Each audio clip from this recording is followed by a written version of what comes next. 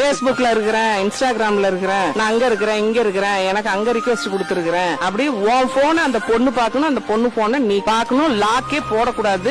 ரெண்டு பேருக்கு எந்த ஒளிவு மறைவும் இருக்கக்கூடாது. ரெண்டு பேரும் குழந்தைங்க முன்னாடி முதல்ல சண்டை போடக்கூடாது. அதுதான் இப்ப ஃபர்ஸ்ட் பாயிண்ட். வீட்டுக்காருடைய வீக் பாயிண்ட குழந்தைங்கிட்ட சொல்லக்கூடாது.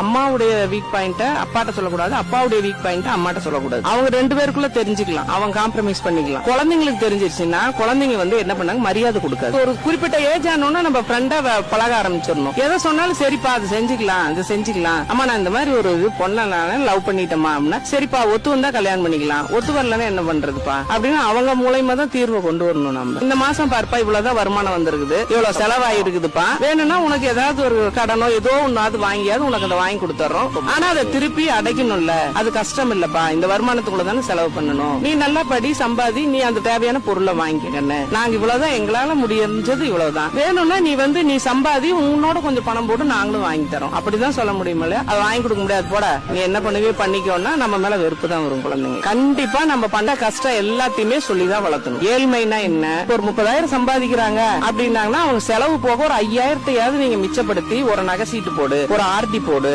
ஏதாவது ஒரு சேவிங்ஸ் பண்ணுப்பா அப்படின்னு சொல்லி கொடுத்தா வளர்த்தணும்.